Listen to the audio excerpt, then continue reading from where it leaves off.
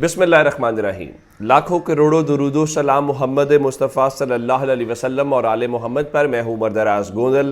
آج تمام وہ مسلمان جو دنیا کے کسی بھی کونے کے اندر ہوں اور وہ آج عید کی خوشیاں منا رہے ہیں، تو ان سب کو میری طرف سے عید کی بہت بہت مبارک ہو۔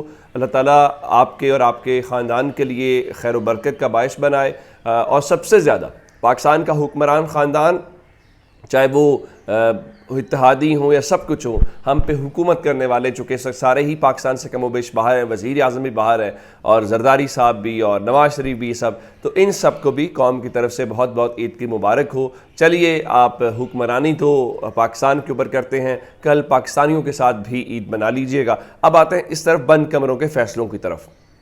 بند کمروں میں آپ جتنے بھی فیصلے کریں، آپ جو بھی پلاننگز کریں، بہرحال وہ باہر آ جاتی ہیں۔ اس کی وجہ یہ ہے کہ دیکھیں، اگر دنیا انسانوں نے چلانی ہوتی تو اس کا مطلب یہ تھا، تو پھر انسان تو اپنی مرضی سے پورے کا پورا دنیا کو رنگ دیتے اور اپنی مرضی سے چیزوں کو چلتے، لیکن چونکہ یہ دنیا انسانوں نے نہیں چلانی، بلکہ انسانوں نے رب کی بنائی ہوئی دنیا کے اندر چلنا ہے اور رب کے اصولوں اور رب کے قاعدے قانون کے مطابق چلنا ہے۔ تو آپ جو مرضی کرتے رہیں، آپ جو مرضی سوچتے رہیں، اب وہ چیزیں باہر آ جاتی ہیں۔ اب ایسی ہی صورتحال ہے، چونکہ آج کل یہ شور پڑا ہوا ہے کہ جناب نگران وزیر اعظم کون ہوگا، اگلا وزیر اعظم کون ہوگا۔ نگران وزیر اعظم کے لیے لوگ کہہ رہے ہیں کہ پنجاب کے اندر چونکہ صحافی والا تجربہ بہت کامیاب رہا ہے اور وزیر اطلاعات والا تجربہ بھی بہت کامیاب رہا ہے، تو اب یہ تجربہ ایک بار پھر وفاق کی سطح کے اوپر دہرایا جائے گا۔ بالکل ٹھیک ہے، دہرانا چاہیے، اور آپ جانتے ہیں کہ محسن بیگ کے متعلق بھی خبریں ہیں، باقی سب لوگوں کے متعلق بھی، ایون محسن نقوی نجم سیٹھی کے متعلق خبر ہے کہ نجم سیٹھی کو اہم عہدہ جو ہے وہ دیا جائے گا اگلے نگران سیٹ اپ کے اندر، بالکل دیا جانا چاہیے۔ لیکن اب میں جو آپ کو خبر دینا چاہتا ہوں وہ وزیر اعظم کے حوالے سے ہے۔ وزیر اعظم کون طے پائے؟ رات کو علیم خان ایک ٹی وی چینل کے اندر بیٹھے ہوئے تھے اور چند روز پہلے یہ خرم روکھڑی نے بھی بات کی تھی، تو اب چونکہ پنجاب کے اندر ایک گروپ کھڑا کیا گیا ہے اور اس گروپ کے حوالے سے اب کہا یہ جا رہا ہے کہ عمران خان کا ووٹ بینک اگلے 6 مہینے میں ختم ہو جائے گا اور عمران خان ایماندار نہیں ہے، تو بالکل ہم اس چیز کو کر لیں گے۔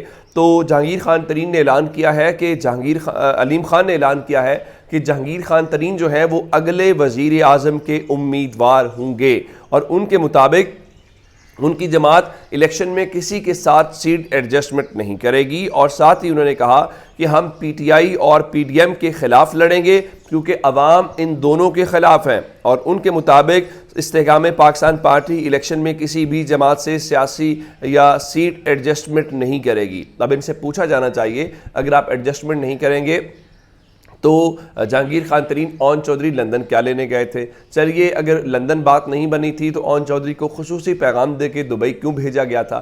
آپ مانیں یا نہ مانیں، استحکام پارٹی نون لیگ کی ایک بی ٹیم ہے، ان کا ذیلی ونگ ہے جہانگیر خان ترین، اور یہ سارے ان کے اشاروں کے مطابق، اور یہی وہ وجہ ہے جو اختلافات کی وجہ بنی، جو زرداری صاحب سمجھتے ہیں کہ پنجاب کے اندر نواز شریف نے جہانگیر ترین کے ذریعے پارٹی لانچ کر کے ان کا راستہ بلاک کیا، اور یہ میں نہیں کہتا کہ ان کے اشارے کے اوپر پارٹی بنی ہے۔ چوری سرور جو حکومت کے اتحادی ہیں وہ کہتے ہیں کہ ان کا غالب امکان یہی ہے کہ یہ ان کے اوپر۔ اب جہانگیر ترین اگلے وزیر اعظم ہوں گے تو کیسے ہوں گے؟ ہاں، یہ ضرور ہے، وہ یہ سمجھتے ہیں کہ جناب علیم خان کا خیال ہے کہ تحریک انصاف کا خاتمہ بہت قریب ہے۔ اب اگر ابھی بھی قریب ہے تو آپ تو کہہ رہے تھے کہ خاتمہ ہو چکا ہے، تو پھر سوچنے والی بات ہے۔ ان کا جی عید کے بعد بہت سارے لوگ ہماری جماعت میں شمولیت اختیار کریں گے۔ لوگ تو کریں گے، جن کو حکم ہے، جن کی مجبوریاں ہیں، جن کے کاروبار ہے، جن کے بچے ہیں، لیکن پاکستان کی عام عوام آپ کے ساتھ کیسے شامل ہوگی، یہ ایک بہت بڑا معاملہ ہے۔ دوسرے نمبر کے اوپر چل کے آپ جانتے ہیں کہ D G I S P R کی پریس کانفرنس تھی، اس میں عمران خان کا نام تو نہیں دیا گیا، لیکن اس میں سب کو ہی پتہ ہے کہ کس کے بارے میں باتیں ہو رہی تھی، کس کے بارے میں سارا کچھ ہوا ہے۔ رات کو عمران خان نے ایک اہم خطاب کیا ہے، اور اس اہم خطاب کے حوالے سے عمران خان نے کہا ہے کہ چونکہ ہمارے بارے میں کہا گیا ہے، یعنی تحریک انصاف کے بارے میں کہا گیا ہے کہ تحریک انصاف نے ملک کے خلاف بغاوت کی ہے، تو ان کے خیال میں چونکہ اب ہمارے اوپر الزام لگ گیا ہے، تو انہوں نے کہا میں اپنی فوج اور اسٹیبلشمنٹ سے بہت عزت سے کہتا ہوں کہ عدالت میں کیس چلے اور اوپن ٹرائل ہو. اگر یہ ملک کے خلاف بغاوت ہے تو اوپن ٹرائل ہونا چاہیے, چھپ کر نہیں ہے. انہوں نے کہا کہ جو آپ کے پاس ثبوت ہے وہ آپ لائیں, جو ہمارے پاس ہیں وہ ہم لاتے ہیں. اگر مجھے غدار کہا جا رہا ہے تو مجھے سب کے سامنے موقع ملے کہ میں اپنے آپ کو بے گناہ ثابت کر سکوں. یعنی عمران خان نے یہ واحد ایک جو مطالبہ کیا ہے وہ یہ ہے کہ دیکھیں آپ کی پریس کانفرنس کے اندر چونکہ آپ نے یہ کنکلیوڈ کر دیا ہے اور اس کا لب لباب انہوں نے کہا کہ فوج نے فیصلہ دے دیا ہے کہ پی ٹی آئی اور عمران خان ہی بغاوت کر رہے ہیں, لہٰذا خود جج جیوری نہ بنے, اوپن ٹرائل کریں, قوم کے سامنے آپ بھی ثبوت رکھیں اور ہم بھی ثبوت رکھیں. اس کا مطلب ہے عمران خان نے وہ کہہ رہے ہیں جی ہمیں بالکل آپ نے جو بھی ہمارے بارے میں کہا ہے اس کا فیصلہ ایک اوپن کورٹ کے اندر ہونا چاہیے, تاکہ ظاہر ہے اگر آپ کہہ رہے ہیں کہ آپ کے پاس وہ شواہد ہیں یا آپ اس چیز تک پہنچ چکے ہیں تو لانا چاہیے. تو یہ اس حوالے سے انہوں نے کہا کہ ان کا آج میں اپنی فوج اور اسٹیبلشمنٹ سے کہنا چاہتا ہوں کہ آپ نے اپنے بیان سے فیصلہ کر دیا ہے کہ ہم ہی بغاوت ہیں. ایک موقف میرا بھی ہے کہ تحریک انصاف کا تقاضا ہے کہ اب بیچ میں جج ہو جو انصاف سے اس کا فیصلہ کرے. اور ساتھ ہی انہوں نے کہا کہ کل آئی ایس پی آر نے پریس کانفرنس میں بات کی کہ پاکستان کے خلاف بغاوت کی گئی اور سارا اشارہ تحریک انصاف کی طرف تھا کہ ہم نے بغاوت کی ہے اور ہم یہ کہہ رہے ہیں کہ پہلے سے اس کا پلان بن رہا تھا, ہم نے پہلے سے بغاوت کی تیاری کی ہوئی تھی تو ہم نے یہ سارا اپنی فوج کے خلاف کیا. اب اس ساری صورتحال میں انہوں نے کہا کہ 25 مئی کو جو ہمارے ساتھ ہوا کسی سیاسی جماعت کے ساتھ ایسا نہیں ہوا کہ ہم نے کسی کو روکا ہو یا کسی کے خلاف ایف آئی آر کٹوائی ہو. ہم پر پورا اٹیک کیا گیا, سارے پرچے ہمارے خلاف ہی ہوئے, ان کا میرے گھر پہ 24 گھنٹے تک حملہ کیا گیا جس کا کوئی قانونی جواز نہیں تھا. ایسا کبھی لیڈر کے ساتھ نہیں ہوا. ان کا جوڈیشل کمپلیکس میں مجھے قتل کرنے کی پوری تیاری تھی. سازش یہ ہو رہی تھی کہ جو جماعت الیکشن جیتنے جا رہی تھی اس کے خلاف سازش کر کے پارٹی کو ختم کرنا تھا.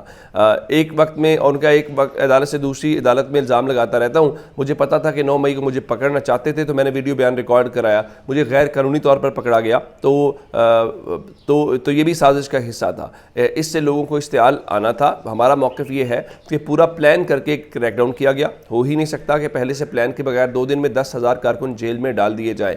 اب انہوں نے کہا کہ آئی ایس پی آر کا موقف ہے کہ ان کے خلاف بغاوت ہوئی ہے, ہمارا موقف ہے کہ ہمارے خلاف پارٹی کو ختم کرنے کی سازش ہوئی ہے. ان کا ملٹری کورٹس بھی اسی لیے ہیں کہ سارے بوگس کیس ہیں جس میں مجھے سزا نہیں ہو سکتی, اس لیے مجھے باہر کرنے اور نااہل کرنے کے لیے یہ کورٹس بنائی گئی ہیں. تو یہ آفیشلی آپ یوں سمجھیے کہ تحریک انصاف کا جو ورین ہے وہ آیا ہے. دوسرا میں آپ کو بتا دیتا ہوں کہ D G I S P R کی پریس کانفرنس کے بعد اوورآل جو سوشل میڈیا کے اوپر خاص کر تحریک انصاف کا جو ٹرینڈ تھا, جو ان کا وہ موقف تھا وہ تو پتہ چل ہی رہا تھا. لیکن اب تحریک انصاف کے چیئرمین کی طرف سے وہ کہتے ہیں کہ ٹھیک ہے اگر بغاوت کا الزام ہے تو ہمیں فیئر ٹرائل کا موقع ملنا چاہیے. دوسرا ہمارا بھی کچھ کنسرنز ہیں, ہمیں بھی اس کے اوپر ہونا چاہیے. اب یہ ساری چیزیں اپنی جگہ کے اوپر ہیں, لیکن میں آپ کو بتانا یہ چاہتا ہوں کہ ایف بی آر نے اس بار 496 ارب روپے کا جو ٹیکس ہے وہ کم کلیکٹ کیا ہے. اتنی مہنگائی,